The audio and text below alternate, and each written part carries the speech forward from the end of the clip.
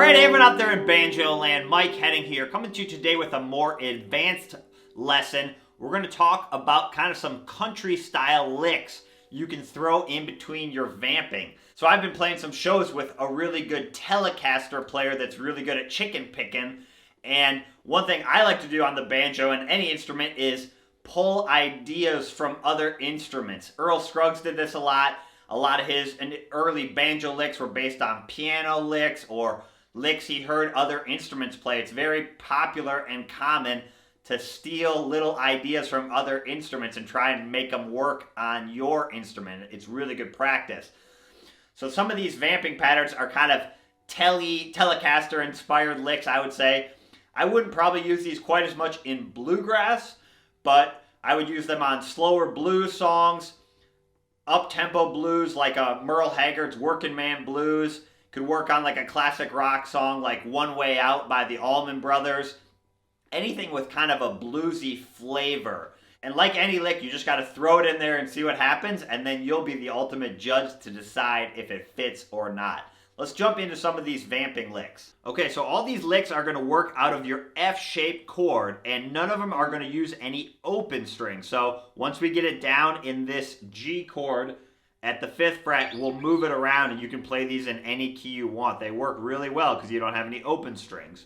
Okay, so we're working out of our classic F-shaped G chord. I've got my, you probably know these, but got my ring finger on the 5th fret of the 4th string, middle finger 4th fret 3rd string, index finger 3rd fret 2nd string, pinky 5th fret 1st string. So the classic F-shaped G chord. So let's just get the shape down and then we'll expand it into some licks. So basically, our 3rd finger, ring finger, is going to cover all the 5th frets on any of the strings. Our 1st finger is going to cover any of the 3rd frets, and our middle finger is going to cover any of the 4th frets. So you can start with your ring finger on the 5th fret, and then you can bar the middle 2 strings, so 3 and 3, and then I'm going to use my index and middle finger with my right hand to kind of mimic that chicken picking. And then you can do the 5th frets, 5 and 5 on the middle 2 strings. So I'm just barring my 1st finger, kind of mash it down. Kind of sounds like Smoke on the Water if you play it, so just get that idea in your head. And then there's one more shape you can do it. There's 2 ways you can do it. Guitar players might slide up to 7 and then 6. So 7 on the 3rd string and 6. Hear that? So you have. The other way I like to do it, it's just a little bit easier on the banjo because of how it's tuned, is here. And then you can do 3 and 3 on the top 2 strings, strings 2 and 1. Same notes as these 2, just on a different set of strings. So like I said, you can do it this way, where you go up and then I grab with my middle finger. Or you can do it this way. You can also grab the 3rd fret down here.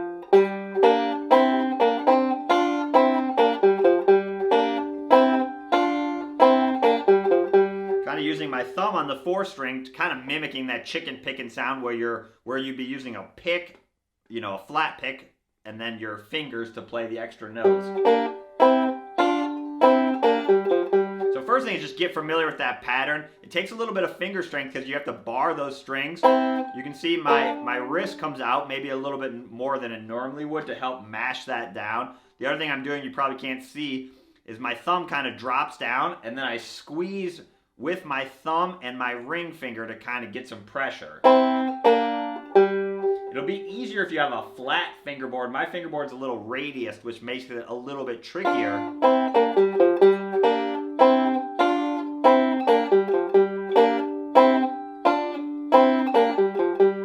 So just get familiar playing around with those ideas. You can go all the way up to 5 and 5 up here if you want.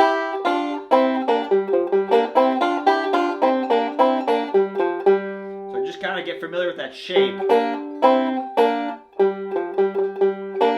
Doesn't really matter what you play at first, just get familiar with that shape like I said.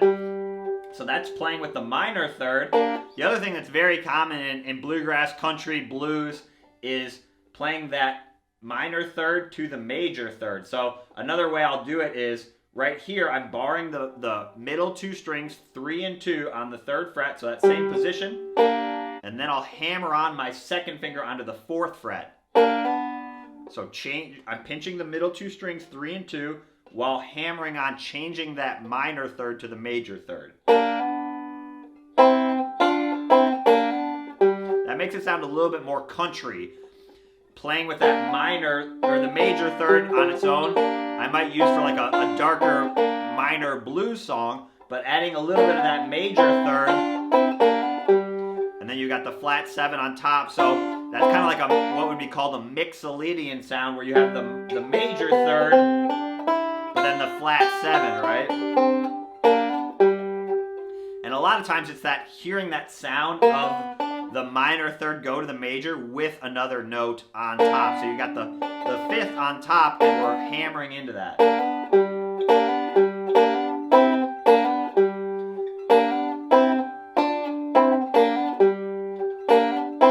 So you can go up here, like I said, or right here. So you could practice vamping.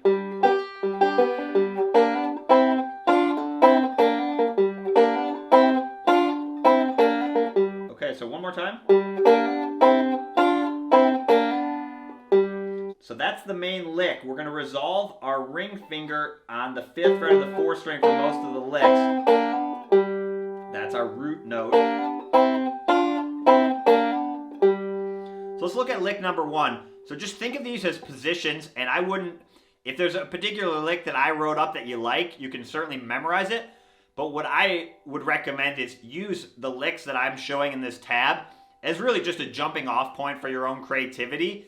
If you want to memorize them, you can. But what I think of it is as a position, and then I trust, hopefully, my musicality to come up with something in the moment. That's what I recommend. It's a lot less long-term to remember, because you don't have to remember all these different licks. You can remember one position and then hopefully make something work out of it. So that's what I recommend. But I'm going to give you some examples so you can just kind of hear how I would use this style of lick.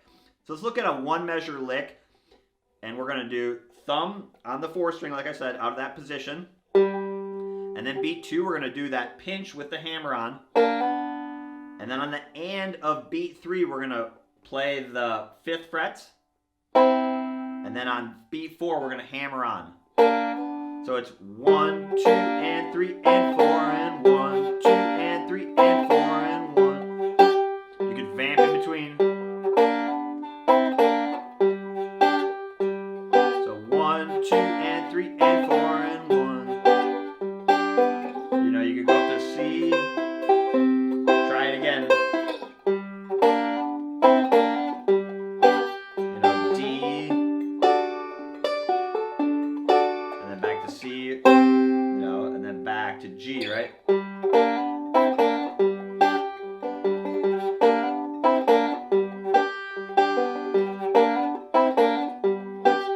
So vamping, I mean, you could pick thumb on the 4th string and then pinch the top 3. You can pinch the top 2. You can do a more advanced picking. You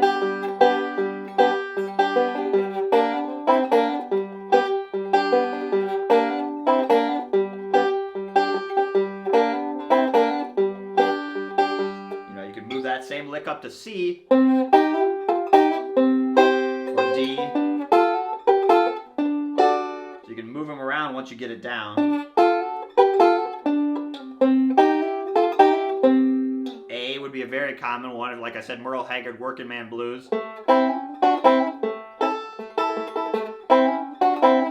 Remember, they don't use any open strings, so you can play them in whatever key you want. You can just move this around to where you find one that sounds good. You don't even have to know what key it is. That'd be C sharp. You know, so that's what's nice about these closed position licks is you can move them around wherever you want. So back to G.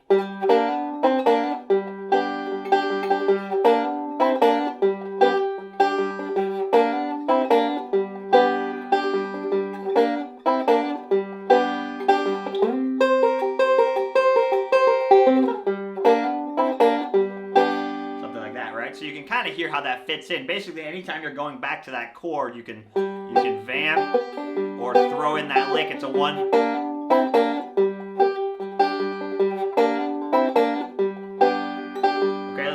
another one measure lick just to get your creativity flowing. So this one we're gonna use that higher position too. So we're gonna go.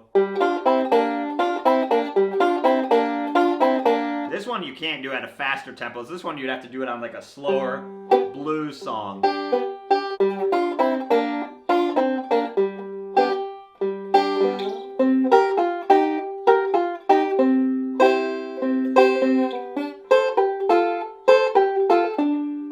And it's going to depend on what key you're in. If you can play that lick over all the chords, what I might do is play that lick on the G, leave the C just more normal, and then play that lick on the D as well. Or you could go back to lick 1. Or make up your own little version, you know.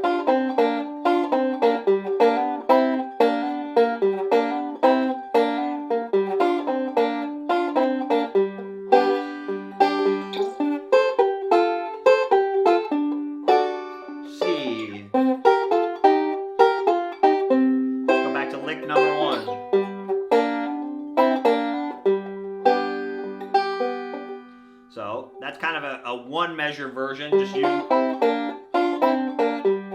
can notice we're doing a lot of thumb and then pinching, right? So, and it's very syncopated. So we're going one and.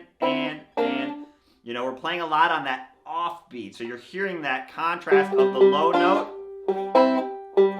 versus the higher sounding notes. That's where you get that kind of, again, it's a classic style of chicken picking. You're hearing that thumb with the pick. In this case, we're using our thumb pick. And then you get those higher notes kind of syncopated, picking with the fingers, right? So that's what we're doing there. You can swing it if you need to. Let's look at a 2-measure version of that so you can extend it out if you want to make it a little bit longer. So you'd have...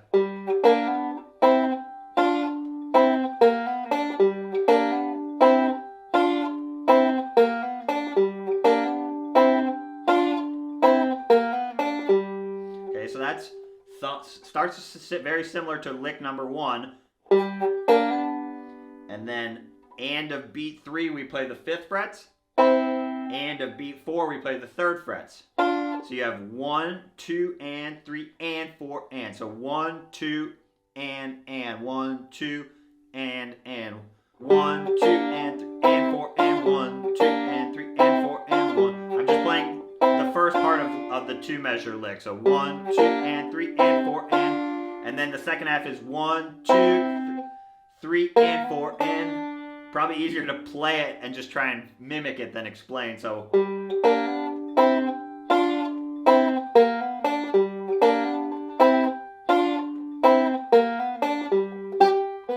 know, you vamp a little faster.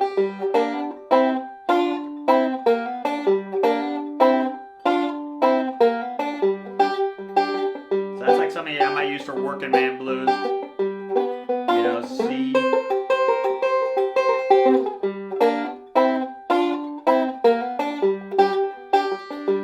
know, D.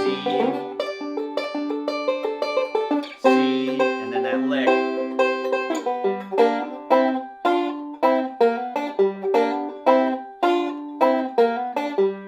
So you just play around with that idea. Same thing, we're just working that shape. And just playing it with a cool rhythm. We're going 1, 2, and 3, and 4, and 1, 2, 3, and 4, and. So let's count that out really. It's good counting practice too. So we have 1, 2, and 3, and 4, and 1, 2, 3, and 4, and.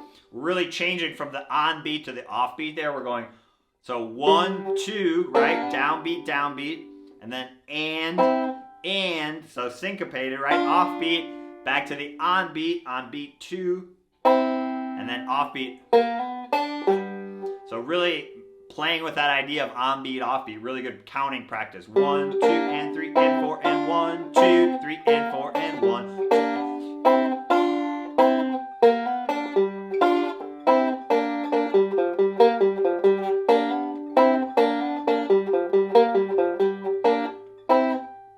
Like I said, don't get too caught up if you play exactly what I wrote. Just try and get into a rhythm and just experiment with what sounds you can come up with. So, one more time.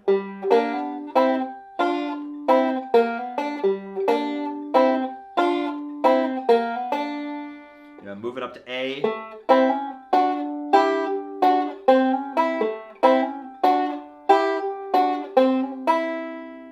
Okay, back to another one measure lick you can do.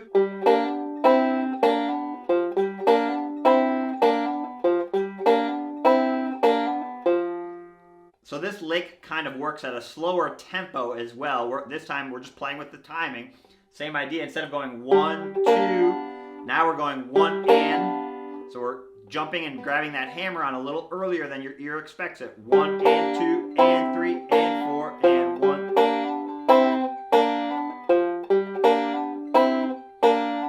And then we're grabbing the 3rd fret on the low string. And then it starts over.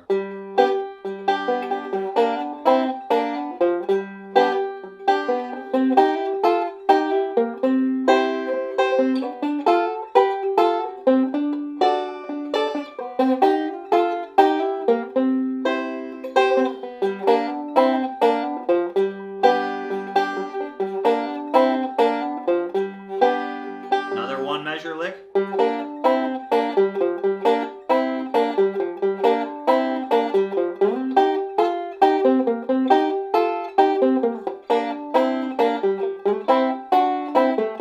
Same idea, you can move that one around. Very similar to what we've already been doing. Notice these subtle variations. A lot of these licks, the devil is in the details, but that's kind of also where the magic is those subtleties. So this time, we're not hammering on into the major 3rd, we're keeping it minor. You could hammer on if you want, either way, but just notice the difference in that sound too. It's good ear training. The minors has a little bit more grit. The major has a little bit more. It creates a little more tension with that major versus the dominant 7, right? So we're going. This one's syncopated, so you have 1 and 2 and 4 and 1 and 4 and. At the end, I'm doing double thumb. You could also do thumb index if you wanted. I like the double thumb though, it kind of helps highlight that.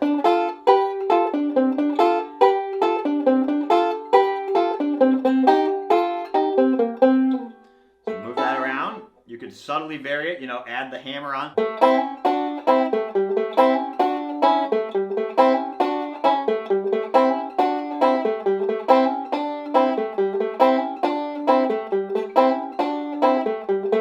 The other thing you can do is you don't have to hammer on into that 3rd. You could also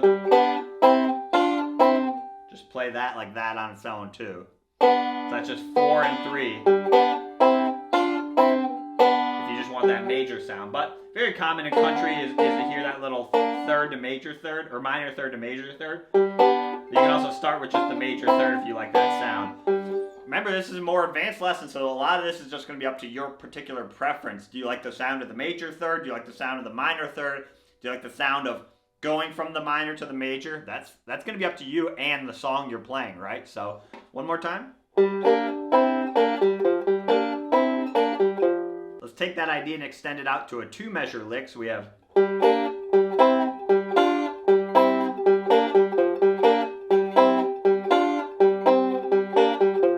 Kind of a finger buster, but it's good practice. So we're doing same idea, same syncopation. We're going 1 and 2 and 3, 4 and 1 and 2, 3 and 4 and 1.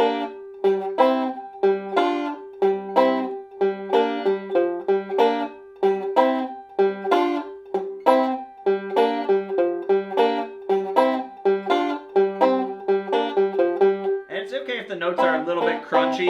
I think that's kind of part of the sound. It doesn't have to be super clean, I would say. You can have a little bit of that grit. You could also hammer on to the major 3rd, right?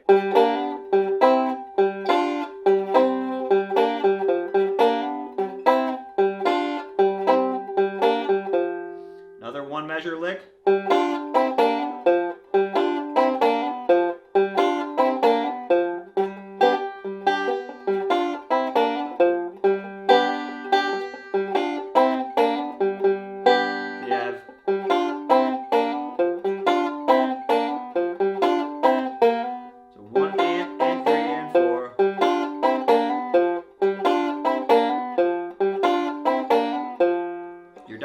breaking some of the Scruggs rules where you're using your same finger multiple times in a row to kind of get that sound. Another spot I'll use that a lot is maybe like up an E on like a bluesy song. So you have E to an A to a B, right?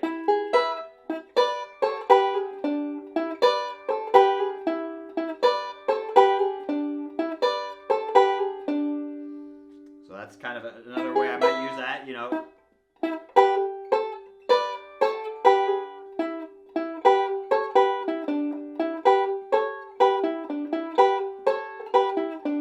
Something like that, and then you could lead into a 7, you know.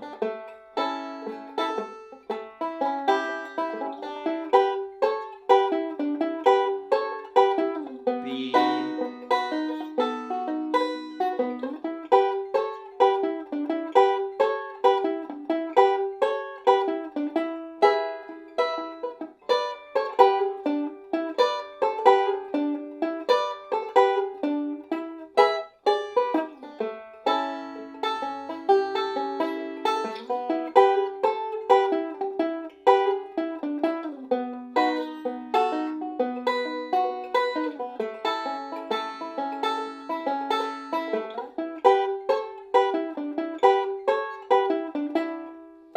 Hear how that fits in there. You could also take that idea and expand it out into a 2-measure lick, so kind of combine 2 of the 1-measure licks. You have, let's do it down here in G. So we have, which is that same 1-measure lick we just played, and then we kind of combined it with another 1-measure lick. Put them together, we have.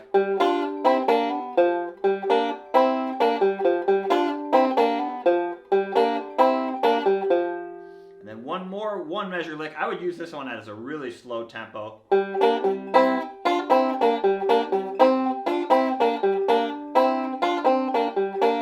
you have.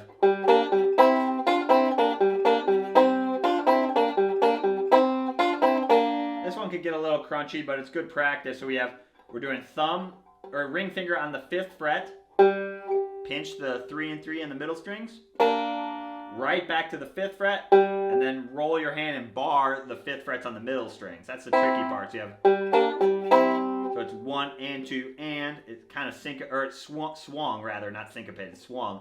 1 and 2 and then 4 and 1.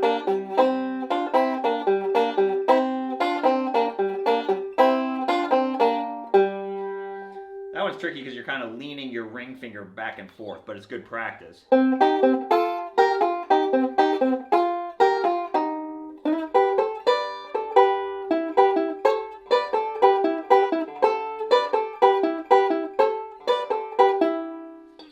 So just go crazy with it. Like I said, you can move it around to whatever key you want. Wherever you're doing that F-shaped chord, whatever key it is. You know, you don't even have to know like what chord it is. Like I said, that'd be B flat. A lot of times you're going to do it in A, D, and E. You know, that's like I said, the working man blues. You know, D.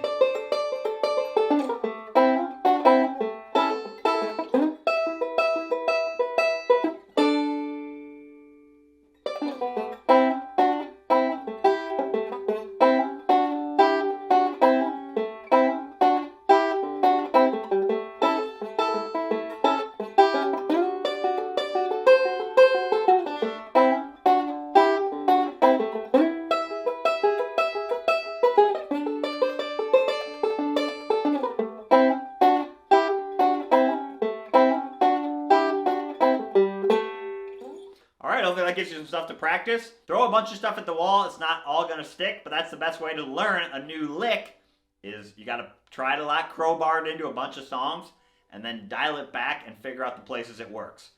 Hopefully that helps you out. Good luck and keep picking.